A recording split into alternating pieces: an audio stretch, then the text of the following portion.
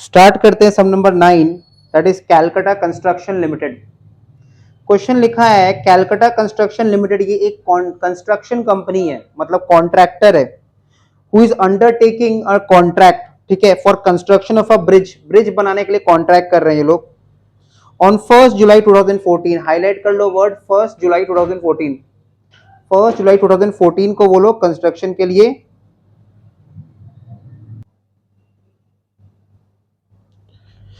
तो Calcutta construction limited undertook a contract for construction of a bridge on 1 July 2014। Contract price कितना है? 5 लाख रुपया contract price. The company incurred the following expenses up to 31 December 2014, ठीक है। Company ने following expenditure incurred किया है up to 31 December 2014। Material consumed लिखा दिखा रहा है 1,10,000। अपना अपना शीट में हम लोग एक बात लिखेंगे, whenever in the question material consumed is given, whenever in the question material consumed is given, do not consider closing stock of material, abnormal loss of material,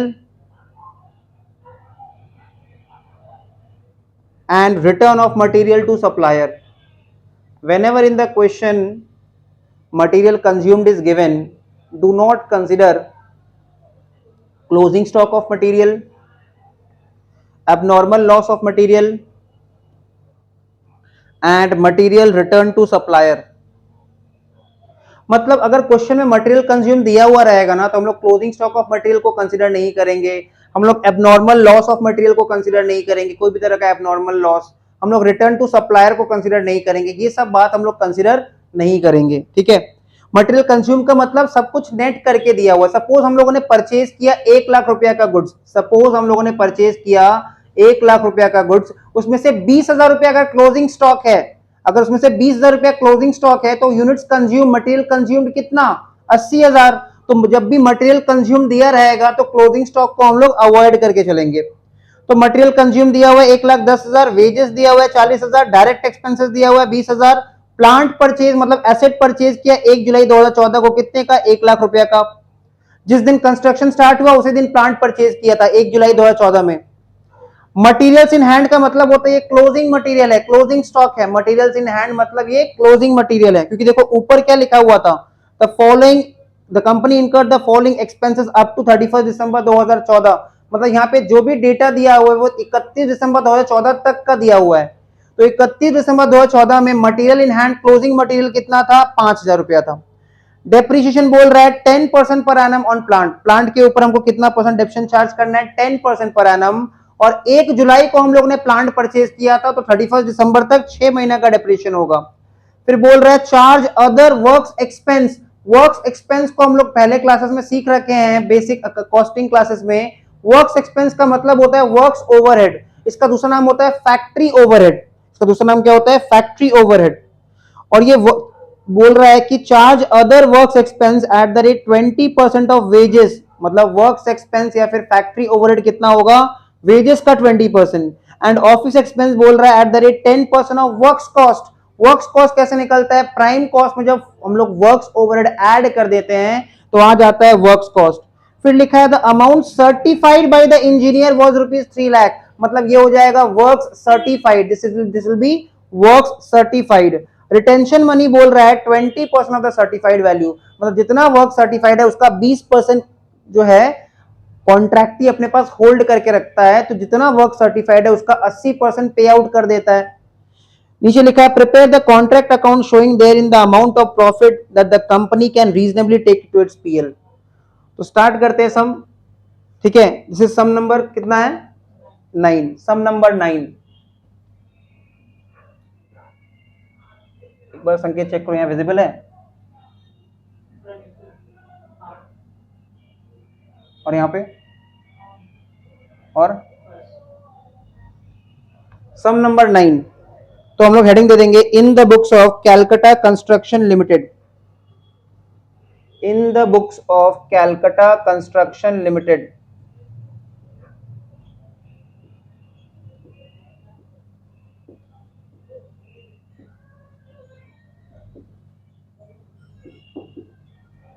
contract account,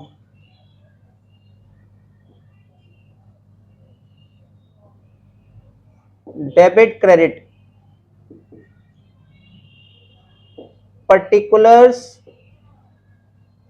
amount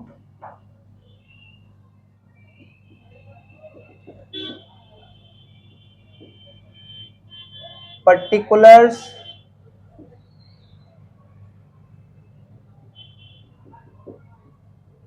amount।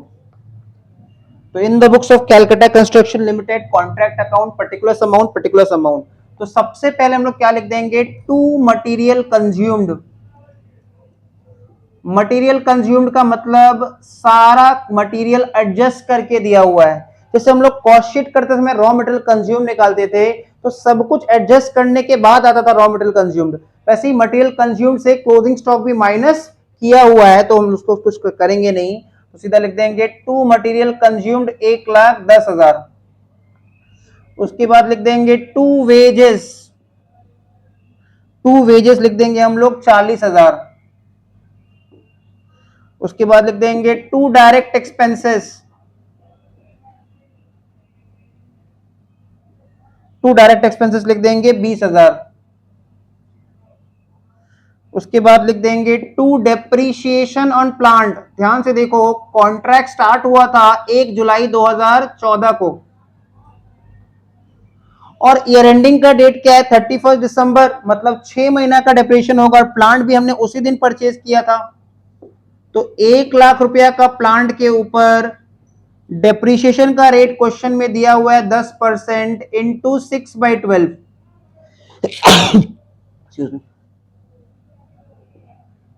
Into 6/12।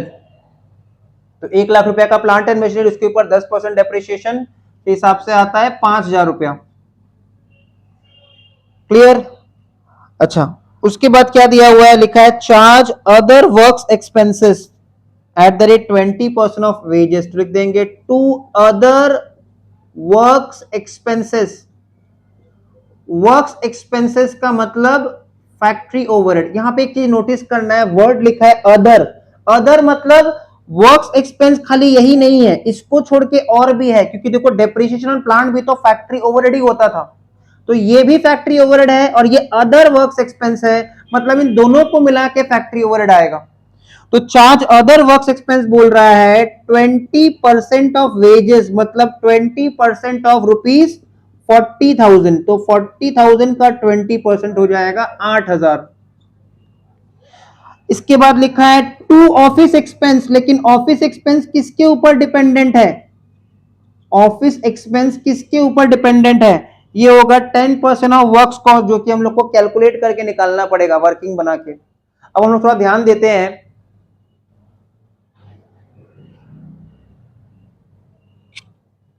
हम लोग ये ध्यान देते हैं कि ये जो material consumed wages और डायरेक्ट एक्सपेंस है, ये तीनों को मिला के क्या आता है, प्राइम कॉस्ट। कॉस्ट शीट याद करना पड़ेगा, मटेरियल कंज्यूम वेजेस और डायरेक्ट एक्सपेंस तीनों को मिला के क्या आता है, प्राइम कॉस्ट। और depreciation and other works expense, इन दोनों को मिला के क्या आता है, फैक्ट्री ओवरहेड।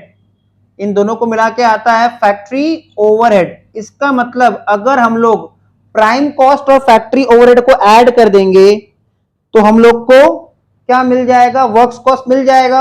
नीचे हम लोग को शीट में आंसर भी दिया हुआ है, हम लोग पहले कैलकुलेटर में चेक कर लेते फिर हम लोग वर्किंग कर लेंगे। तो कैलकुलेटर में चेक करो, 1,10,000 प्लस 40,000 होता है 1,50,000 प्लस 20 1,70,000, 1,70,000 और यहाँ पे 1,83,000 हो रहा है टोटल। 1,83,000 का तुम निकाल लो 10%, जो कि होगा 18,300, और यही है हमारा ऑफिस एक्सपेंस। तो हम लोग क्या करेंगे, सम्स बनाने के लिए स्पेस छोड़ देंगे, हम लोग को पता है कितना स्पेस लगता है सम बनाने के लिए। सम बनाने के लिए स्पेस छोड़ के लिखेंगे working note 1, calculation for office expenses.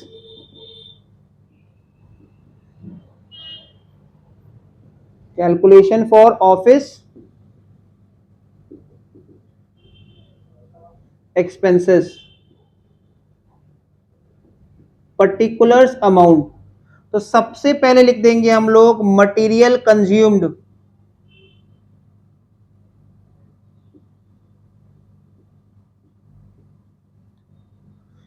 सबसे पहले हम लोग एक कॉस्ट शीट बना रहे हैं।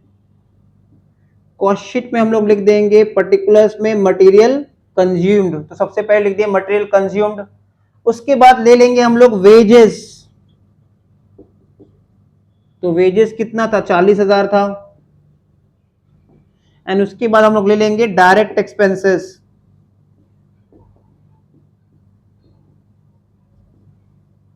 तो डायरेक्ट एक्सपेंसेस कितना था, 20,000 था। इन तीनों को अगर हम ऐड कर दें तो हमको मिल जाएगा प्राइम कॉस्ट। इन तीनों को ऐड करने पे आता है प्राइम कॉस्ट, तो 1,70,000 हो जाएगा प्राइम कॉस्ट। और प्राइम कॉस्ट में हम लोग ऐड कर देते हैं फैक्ट्री ओवरहेड। हम लोग प्राइम कॉस्ट में क्या ऐड कर देते हैं, फैक्ट्री ओवरहेड। इसी को हम लोग कहते हैं वर्क्स ओवरहेड, इसी को हम लोग कहते हैं प्रोडक्शन ओवरहेड, इसी को हम लोग बोलते हैं मैन्युफैक्चरिंग ओवरहेड। तो फैक्ट्री ओवरहेड के नाम पे सबसे पहले आ जाएगा डेप्रीशिएशन ऑन प्लांट, तो डेप्रीशिएशन ऑन प्लांट का अमाउंट इनर कॉलम में रहेगा 5,000। और फिर आ जाएगा अदर वर्क्स एक्सपेंस, क्योंकि देखो फैक्ट्री ओवरहेड एक ब्रॉड हेडिंग है, उसके अंदर डेप्रीशिएशन ऑन प्लांट भी आएगा as well as other works expenses भी आएगा, तो अदर वर्ड का बहुत ज्यादा इंपॉर्टेंस है यहां पे। Other works expenses, other works expenses है 8,000, तो कुल मिला के 13,000, तो 1,83,000 हो जाएगा हम लोग का फैक्ट्री कॉस्ट या फिर works cost.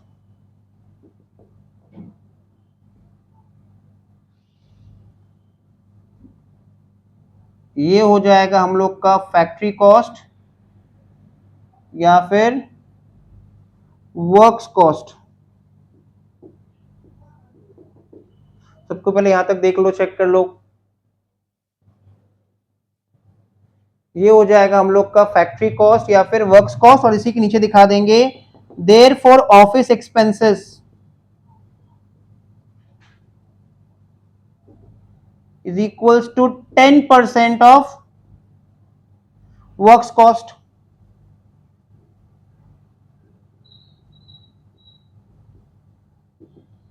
is equals to 10% of rupees 1,83,000 is equal to rupees 18,300। ये हो गया प्रॉपर वर्किंग। ऐसा वर्किंग दिखाना पड़ेगा एग्जाम में, ऐसा detail working, clean neat and clean work. तो 2 लिख देंगे, 2 ऑफिस एक्सपेंसेस ब्रैकेट में लिख देंगे वर्किंग नोट 1 मेन सम में आके, और ये हो जाएगा 18,300। चेक कर लो, सबको यहां तक क्लियर है, वर्किंग नोट 1 और यहां तक का सम, सारा बात क्लियर। ये जो मटेरियल इन हैंड है ना, ये नहीं आएगा, क्योंकि क्वेश्चन में क्या दिया हुआ है, मटेरियल कंज्यूम्ड। जब भी क्वेश्चन में मटेरियल कंज्यूम्ड दिया रहेगा तो हम लोग closing stock of material, return to supplier या फिर एबनॉर्मल लॉस ऑफ मटेरियल, इन सारा बातों को अवॉइड करके चलेंगे। ठीक है, इन सारा बातों को हम लोग अवॉइड करके चलेंगे। तो ये मिटा देते हैं, ये वर्किंग नोट 1 सबका हो गया। अब क्लोजिंग स्टॉक हमको लेना नहीं है, तो हम लोग कैलकुलेट कर लेंगे by balance CD, cost till date. तो ऑलरेडी हम लोग का 1,83,000 तक कैलकुलेट किया ही हुआ है, उसमें 18,300 और ऐड कर दो। तो चलाओ कैलकुलेटर, 1,83,000 प्लस 18,300 कितना, 2,01,300। ये हम लोग का आ रहा है कॉस्ट का टोटल अभी तक का, 2,01,300। इसके सामने हम लोग लिख देंगे बाय बैलेंस सीडी, नीचे डैश देके लिख देंगे cost till date balancing figure, 2,01,300। ये हम लोग का हो गया सम्स का फर्स्ट पार्ट। अब जाएंगे सेकेंड पार्ट में, तो सेकेंड पार्ट में लिख देते हैं हम लोग to balance BD, to balance BD, नीचे डैश दे के लिख देंगे कॉस्ट टिल डेट, जो कि होगा 2,01,300, 2,01,300। अब हम लोग क्रेडिट साइड में लिखते हैं, क्योंकि देखो कॉन्ट्रैक्ट अभी तक कंप्लीट नहीं हुआ। कैसे पता कॉन्ट्रैक्ट अभी तक कंप्लीट नहीं हुआ? कॉन्ट्रैक्ट प्राइस देखो कितना है, क्वेश्चन में 5 लाख रुपया है, पूरा कॉन्ट्रैक्ट 5 लाख रुपया का है, और अभी तक इंजीनियर ने कितना का वर्क को सर्टिफाई किया है? 3 लाख। तो अभी तक कॉन्ट्रैक्ट कंप्लीट नहीं हुआ है, इसलिए हम लिखेंगे bye work in progress, by work in progress, नीचे डैश दे के लिख देंगे वर्क्स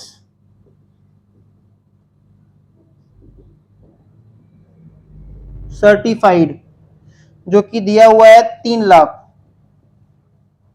अब ध्यान दो, वर्क सर्टिफाइड तो दिया है, बट वर्क अनसर्टिफाइड नहीं दिया है। क्या तरीका हो सकता है? देखो हम तुमको एक हिंट दे रहे हैं, हिंट को सुनो ध्यान से। क्वेश्चन में देखो वर्क अनसर्टिफाइड निकालने का तरीका सोचो, थोड़ा सा सोचने से आंसर आएगा। पूरा कॉन्ट्रैक्ट प्राइस कितने का है? 5 लाख रुपया का है। पूरा कॉन्ट्रैक्ट प्राइस 5 लाख रुपया का है, जिसमें से 3 लाख का वर्क सर्टिफाइड हो चुका है। पूरा कॉन्ट्रैक्ट प्राइस 5 लाख रुपया का है, जिसमें से 3 लाख का वर्क सर्टिफाइड हो चुका है, तो कितने का वर्क अनसर्टिफाइड रहेगा? 2 लाख गलत आंसर है। हम लास्ट वीडियो में बताए थे ये बात, और नोट्स में भी ये बात लिखवा दिए थे। देखो नोट्स में एक लाइन लिखा हुआ है नोट नंबर देके कि work certified plus work uncertified is not equal to contract price. ऐसा बिल्कुल भी नहीं सोचना है कि 2 लाख का काम हो चुका है। अगर क्वेश्चन में वर्क अनसर्टिफाइड नहीं दिया है मतलब वो नहीं है, बात खत्म। अगर क्वेश्चन में वर्क अनसर्टिफाइड नहीं दिया है मतलब वो नहीं है। ऐसा नहीं सोचना है कि 5 लाख का कॉन्ट्रैक्ट है, जिसमें से 3 लाख का वर्क सर्टिफाइड हो चुका है, तो बाकी 2 लाख का वर्क अनसर्टिफाइड है।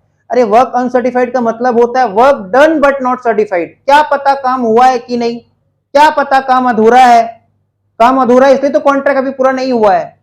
तो अगर क्वेश्चन में इससे क्या सीखे, अगर क्वेश्चन में वर्क अनसर्टिफाइड ना दिया रहे मतलब वो क्वेश्चन में नहीं है। तो इस क्वेश्चन में वर्क अनसर्टिफाइड है, नहीं है, मतलब वो क्वेश्चन में नहीं है। क्लियर? ये चीज हम पहले ही क्लियर कर दिए, ये डाउट दोबारा नहीं आना चाहिए। चीज याद रखना कि वर्क अनसर्टिफाइड और वर्क सर्टिफाइड मिला के कॉन्ट्रैक्ट प्राइस नहीं होता है। तो बस सेकेंड स्टेप में खाली यही आएगा, 3 लाख में से माइनस कर दो 2,01,300। 3 लाख का जो वर्क सर्टिफाइड है उससे माइनस कर दो 2,01,300, तो आ जाएगा to notional profit carried down balancing figure. कितना आ रहा है? 98,700, जो कि आंसर में भी दिया हुआ है 98,700। ये हम लोग का आ गया नोशनल प्रॉफिट। यहां तक का हम लोग का 3 स्टेप में 2 स्टेप कंप्लीट हो गया। अब लास्ट स्टेप, तो लास्ट स्टेप के लिए हम इसको मिटाते हैं पूरा।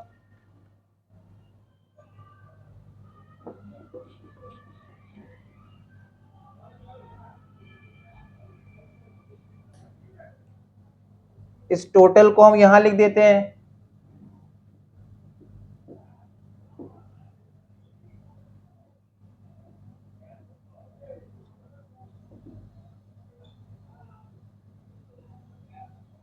ठीक है। तो लास्ट स्टेप में हम लोग क्या करेंगे, जो टू नोशनल प्रॉफिट आया था ना, इसको हम लोग ब्रॉड फॉरवर्ड कर लेंगे। इसी को हम लोग लिख देंगे by notional profit brought down 98,700। Now check करो, जितना वर्क सर्टिफाइड होता है क्या कॉन्ट्रैक्टी पूरा पैसा दे देता है कॉन्ट्रैक्टर को? कितना परसेंट रोक लेता है? 20%। तो क्या कॉन्ट्रैक्टर को पूरा पैसा मिला? नहीं मिला। तो क्या कॉन्ट्रैक्टर को पूरा प्रॉफिट शो करना चाहिए प्रॉफिट पीएल में? नहीं, पूरा प्रॉफिट शो नहीं करना चाहिए। इसलिए हम लोग क्या करेंगे, लिखेंगे वर्किंग नोट 2। वर्किंग नोट 1 के अंदर लिखेंगे working note 2, calculation for percentage of works certified. Calculation for percentage of works certified. तो परसेंटेज ऑफ वर्क सर्टिफाइड कैसे निकलेगा? Work certified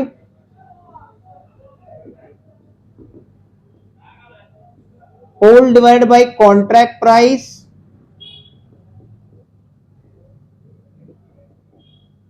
whole into 100. Now work certified कितना? वर्क सर्टिफाइड दिया हुआ है 3 लाख. कॉन्ट्रैक्ट प्राइस कितना? 5 लाख. तो इनटू 100 करने पे आता है 60%. मतलब पूरा वर्क का 60% वर्क सर्टिफाइड हो चुका है. इसका मतलब 60% is more than 50 but less than 90. इसलिए हम लोग क्या करेंगे? 2/3 प्रॉफिट, नोशनल प्रॉफिट का 2/3 प्रॉफिट ही पीएल में दिखाएंगे और बाद बाकी का प्रोविजन बना देंगे. तो ये हम लोग का हो गया वर्किंग नोट 2. अब बनाएंगे वर्किंग नोट 3. वर्किंग नोट 3 में लिखो calculation of profit to be recognized in costing PL. Working note 3 का हेडिंग रहेगा calculation of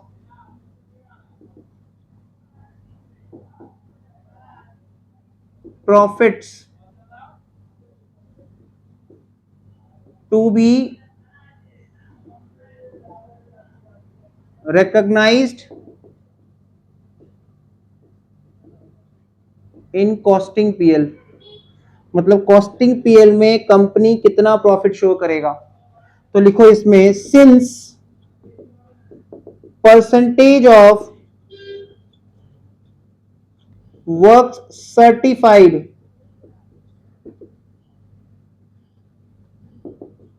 is more than 50%, is more than 50%, but less than 90%, but less than 90%. Therefore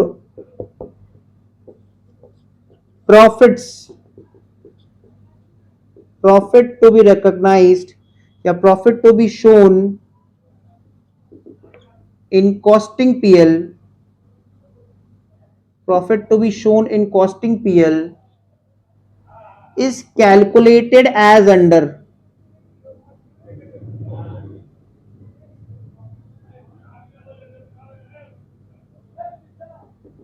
Is calculated as under. क्या लिखे? Since percentage of work certified is more than 50% but less than 90%, therefore profit to be shown in costing PL is calculated as under. Formula लिखो 2/3. Formula लिखेंगे 2/3 into notional profit into cash received by work certified.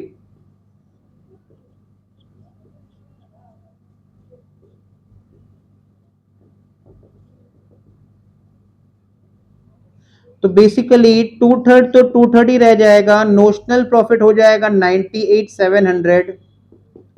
Cash receive हो जाएगा जितना work certified है जो कि 3 लाख रुपया है उसका 80%. क्यों 80%? क्योंकि 20% रिटेंशन है. कॉन्ट्रैक्टी अपने पास रोक के रख लेता है 20%, तो 80% पे कर देता है. तो 3 लाख का 80% डिवाइडेड बाई 3 लाख, मतलब बेसिकली ये इस 80% ही है. ऊपर 80 नीचे 100, तो 80% ही है. तो 98,700 का 2/3 निकालो, उसका 80% कर दो. चेक करो कितना आ रहा है आंसर. 52,640.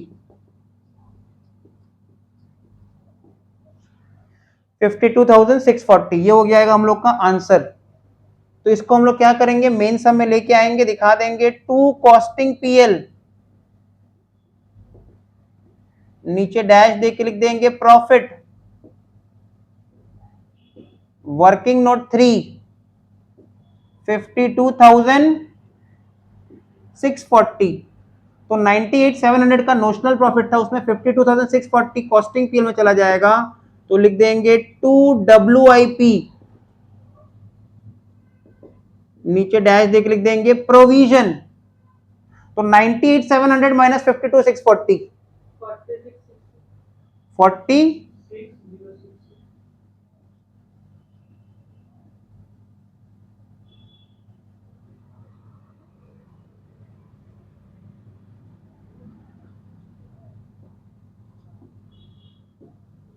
सम्स हो गया कंप्लीट। वर्किंग नोट 3, एक नोट नंबर 4 भी हम लोग लिख देंगे। वर्किंग नोट 3 को मिटा दे रहे हैं, नोट नंबर 4 लिखेंगे वर्किंग नोट 3 के नीचे। किस चीज का नोट लिखेंगे? वो जो क्लोजिंग स्टॉक ऑफ मटेरियल नहीं लिए सम में, वो क्यों नहीं लिए वो लिख के बता देंगे। तो लिख दो note number 4, since material consumed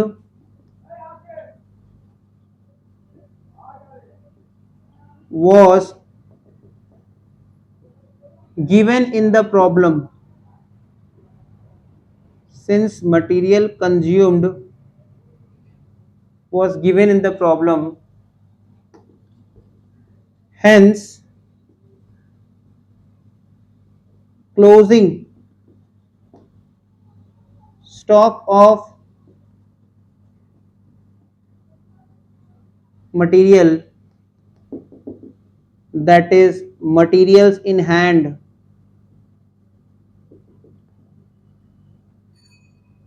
is not considered,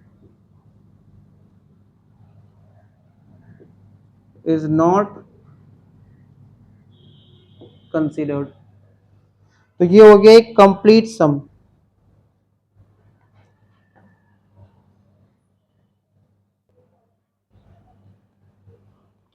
तो आ जाते हैं क्वेश्चन नंबर 10 में। क्वेश्चन नंबर 10 में लिखा हुआ है, from the following particulars in respect of a particular contract for the year ended 31 December 2014। तो सबसे पहले कॉन्ट्रैक्टर का नाम नहीं दिया, तो हम लोग लिख देंगे in the books of dot dot dot contract account, contract account. और क्योंकि यहाँ पे लिखा हुआ है फॉर द ईयर एंडेड, तो लिख देते हैं नीचे में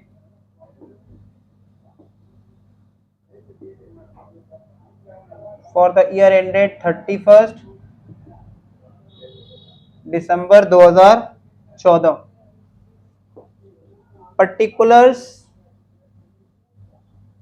amount, particulars amount, particulars amount, particulars amount. तो हम क्या देख सकते हैं कि इस क्वेश्चन में ना मटेरियल कंज्यूम्ड नहीं दिया। एक बार क्वेश्चन पढ़ लेते हैं। मटेरियल सेंट टू साइट 1,90,000 है, वेजेस पेड दिया है, वेजेस पेड के साथ वेजेस आउटस्टैंडिंग ऐड हो जाएगा, डायरेक्ट एक्सपेंसेस भी ले लेंगे, एस्टैब्लिशमेंट चार्जेस भी ले लेंगे, मतलब कॉन्ट्रैक्ट को शुरू करने का खर्चा, एस्टैब्लिश करने का खर्चा। स्पेशल प्लांट, ये तो एसेट है, इसका डेप्रिसिएशन लेंगे। Cost of work not certified, मतलब यही है वर्क्स अनसर्टिफाइड। देखो इस सब में दिया है तो लेंगे, बट अगर ना दिया रहे तो नहीं लेंगे। ठीक है। Value of special plant as on 31 December 2014, साल का एंड में देखो प्लांट का वैल्यू कितना हो गया 1,70,000। प्लांट जब इंस्टॉल किए थे, जब प्लांट लेके आया था तब वो 2 लाख का था, और साल का एंड में वो हो गया 1,70,000, तो डेप्रिसिएशन कितना हो गया 30,000। मटेरियल एट साइट, साल का एंड में मटेरियल एट साइट कितना पड़ा हुआ है 21,000, closing material. Total contract price दिया है, कैश रिसीव दिया है, रिटेंशन बोल रहा है वर्क सर्टिफाइड का 10% है, तो कैश रिसीव्ड वर्क सर्टिफाइड का 90% है। सेल ऑफ स्क्रैप भी दिया हुआ है, इसका क्या करना है बताएंगे। ठीक है। जनरल प्लांट कॉस्टिंग 1,20,000 का एक प्लांट मशीनरी था, वो यूज किया गया था 3 महीना के लिए, जिसके ऊपर 15% पर एनम के हिसाब से डेप्रिसिएशन चार्ज करना है। तो स्टार्ट करते हैं सम। तो सबसे पहले लिख देंगे जो जो खर्चा दिया हुआ है, सबसे पहले लिख देंगे to material sent, to material sent 1,90,000। उसके बाद लिख देंगे टू वेजेस, अमाउंट रहेगा इनर कॉलम में 1,20,000, उसमें add outstanding wages 5,500, to direct expenses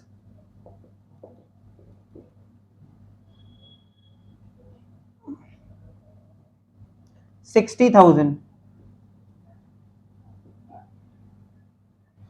to establishment charges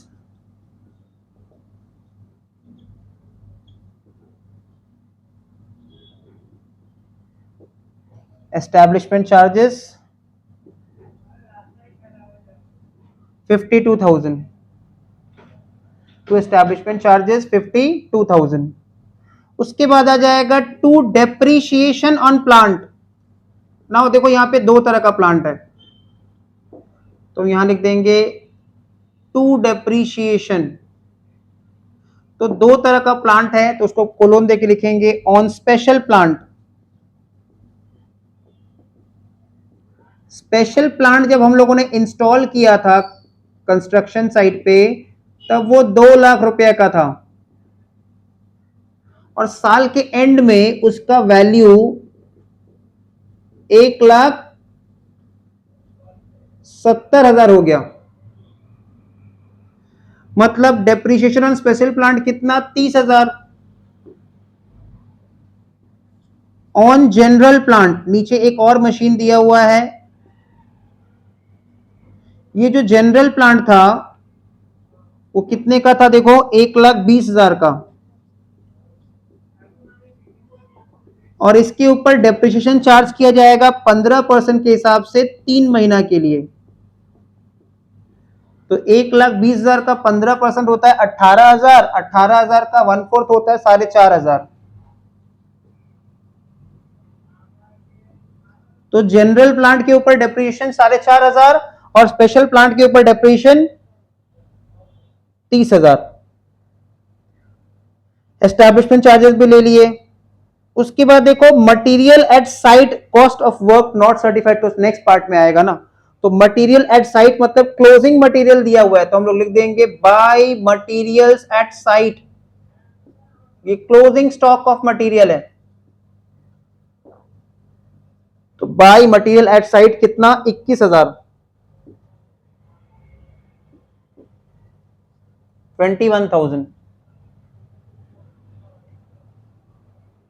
इसके अलावा एक सेल ऑफ स्क्रैप दिख रहा है सबको, सेल ऑफ स्क्रैप 2,000 नीचे की तरफ में। ये क्या चीज है? देखो फैक्ट्री में ना जो स्क्रैप बचता है ना उसको बेच दिया जाता है, जो भी कबाड़ वाबाड़ बचता है उसको बेच दिया जाता है, और स्क्रैप बेचने से जो पैसा आता है उससे मेरा कॉस्ट का रिकवरी होता है। ठीक है, कॉस्ट का रिकवरी होता है। कंस्ट्रक्शन साइट में इतना खर्चा हुआ, तो अगर कुछ बेच के पैसा आ जाएगा तो उसमें मेरा कॉस्ट कम हो जाएगा, इसलिए हम लोग सेल ऑफ स्क्रैप को क्रेडिट साइड में दिखाएंगे, बाय सेल ऑफ स्क्रैप, जिससे मेरा कॉस्ट कम हो जाएगा। स्क्रैप मतलब टूटा फूटा सामान, 2,000 रुपया। बस यहां तक का पहले बैलेंसिंग करेंगे फर्स्ट पार्ट, तो यहां तक का फटाफट बैलेंसिंग कर लेते हैं। 1,90,000, 1,25,000, 500, 60,000, 52,000, 30,000, 4,500, कितना टोटल? टोटल 4,62,000 रुपया हो गया टोटल, और उसमें से माइनस कर दो 23,000।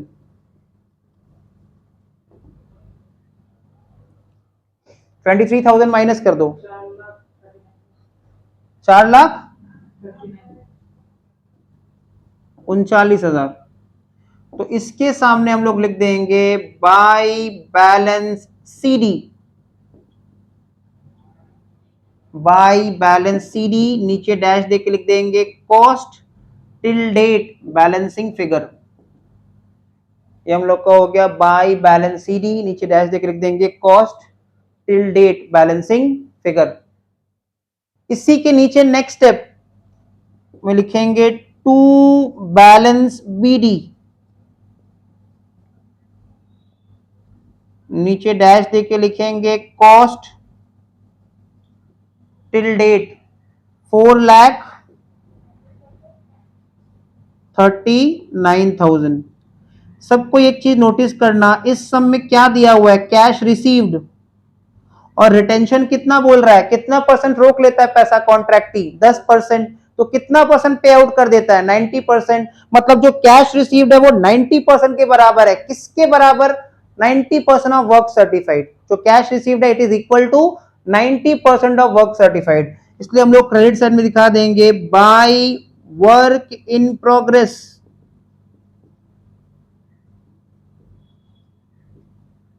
Bye work in progress,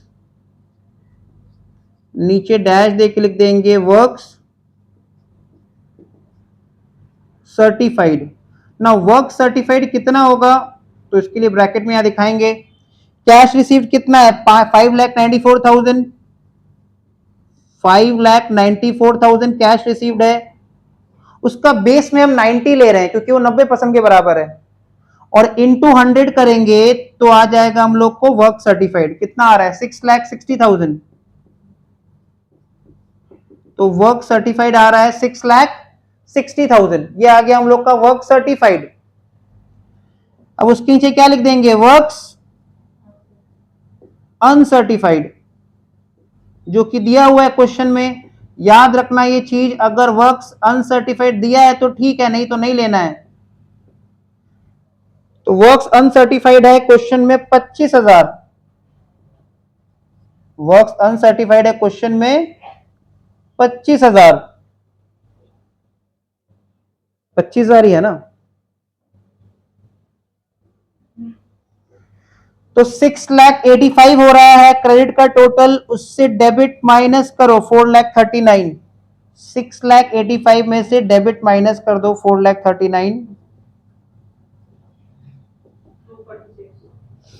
2,46,000। ये जो 2,46,000 आया ये हो जाएगा हम लोग का to notional profit carried down balancing figure, 2,46,000। तो फर्स्ट पार्ट और सेकंड का पार्ट कंप्लीट। अब लास्ट पार्ट, लास्ट पार्ट में आ जाते हैं। लास्ट पार्ट के लिए ऊपर वाला को मिटा के थोड़ा लिखेंगे, तो ऊपर वालों को पहले मिटाते हैं।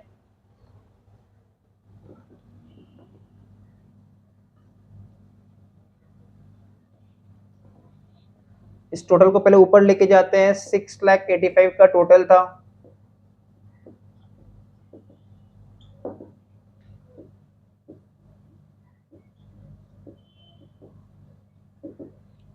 तो ये हम लोग कॉपी कर देंगे बाय नोशनल प्रॉफिट,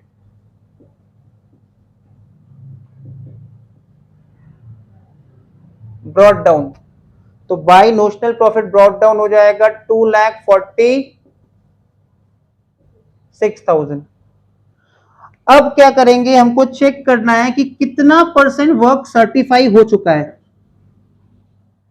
कितना परसेंट वर्क सर्टिफाई हो चुका है। तो उसके लिए हम लोग 2-3 लाइन का जगह छोड़ के लिख देंगे working note 1,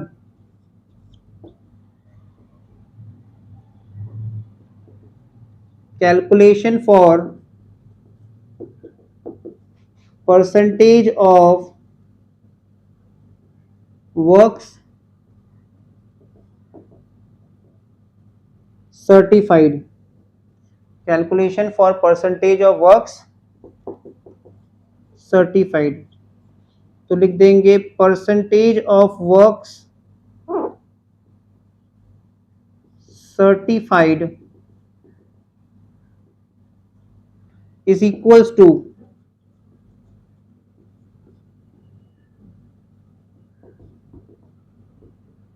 work certified by contract price into 100। तो वर्क सर्टिफाइड कितना लेंगे, 6,60,000, अभी थोड़ा देर पहले एक्सप्लेन किए थे, डिवाइडेड बाय कॉन्ट्रैक्ट प्राइस कितना ले लेंगे, कॉन्ट्रैक्ट प्राइस हो जाएगा हम लोग का दिया हुआ है क्वेश्चन में 12 लाख था क्या, कहां दिया है कॉन्ट्रैक्ट प्राइस, हाँ दिया हुआ है 12 लाख। तो कैलकुलेट करो कितना आ रहा है, 66/120 करो सीधा, 66/120 इंटू 100,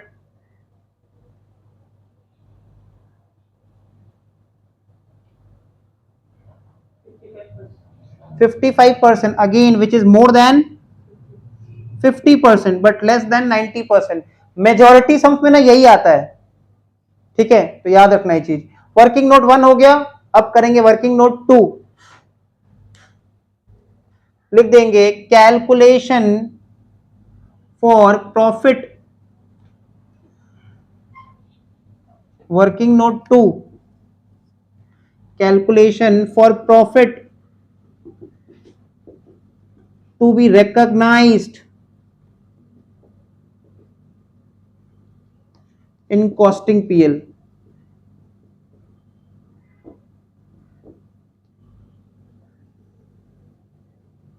तो इसमें सबसे पहले लिखेंगे since percentage of works certified is more than 50% but less than 90%, comma, therefore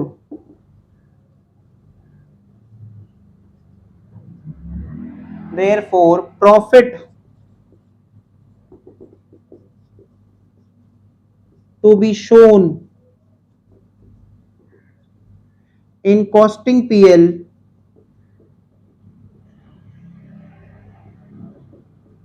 is calculated as under।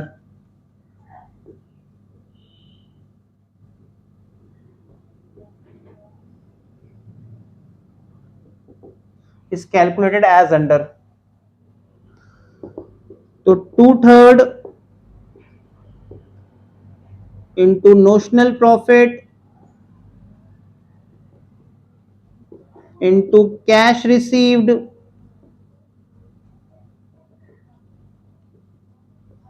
by works certified।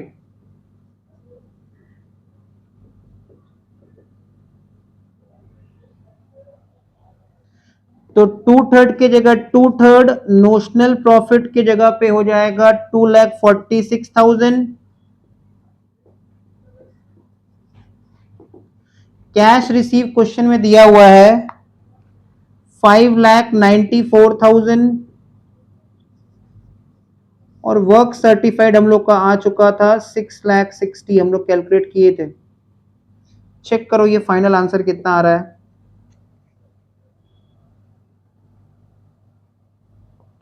Final answer कितना आ रहा है?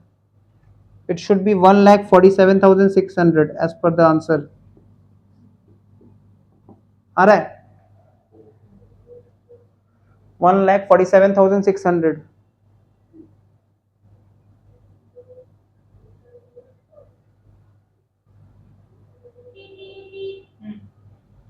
तो 1,47,600 हम लोग का आंसर है। इसको हम लोग शो कर देंगे, लिख देंगे टू कॉस्टिंग पीएल, नीचे डैश देके प्रॉफिट वर्किंग नोट 2 1,47,600। बाद बाकी हो जाएगा 2 WIP, नीचे डैश देके प्रोविजन बैलेंसिंग फिगर।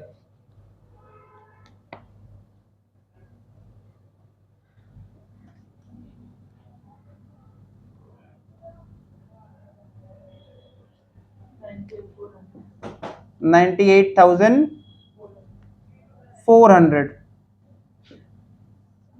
तो टोटल कर देंगे 2,46,000 एंड विद दिस ये सम्स हो गया कंप्लीट।